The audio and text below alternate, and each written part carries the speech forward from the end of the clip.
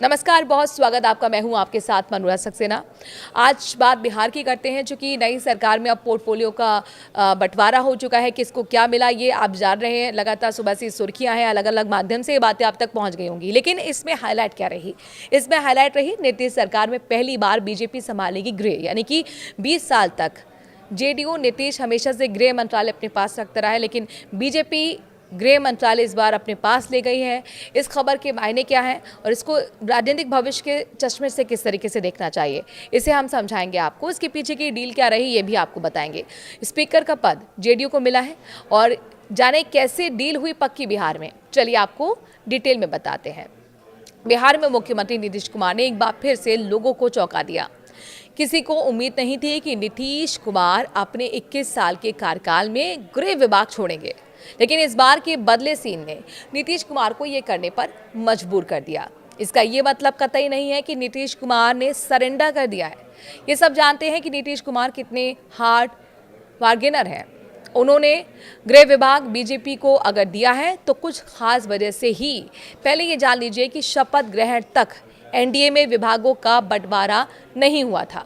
शपथ ग्रहण इसलिए समय पर कराया गया कि विरोधी महागठबंधन ये ना कह सके कि एनडीए में सीट बंटवारे के बाद अब मंत्रालय को लेकर कलह है।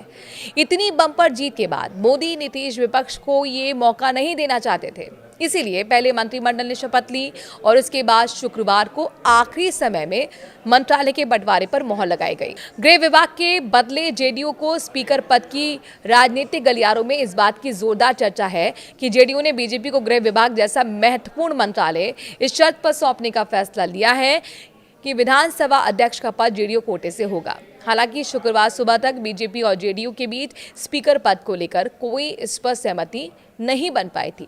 हालांकि दोनों दलों के वरिष्ठ नेताओं ने गहन विचार विमर्श किया और सत्ता में संतुलन बनाए रखने के लिए ये महत्वपूर्ण समझौता किया गया। बीजेपी को गृह विभाग मिला, जबकि जेडीयू को स्पीकर का पद मिला।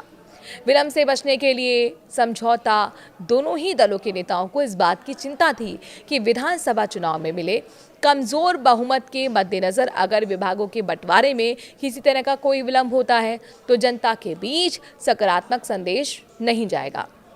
इसी कारण मुख्यमंत्री नीतीश कुमार ने स्थिरता सुनिश्चित करने के लिए गृह विभाग की जिम्मेदारी सहयोगी दल को सौंपने का फैसला किया है और बीजेपी ने भी गठबंधन में संतुलन बनाए रखने के लिए स्पीकर का पद जेडीयू को देने पर सहमति जताई है। आखिरकार आप इस चेंज को किस तरीके से देख रहे हैं? अपनी राय कमेंट के जरिए जरूर दीजिए। नमस्कार।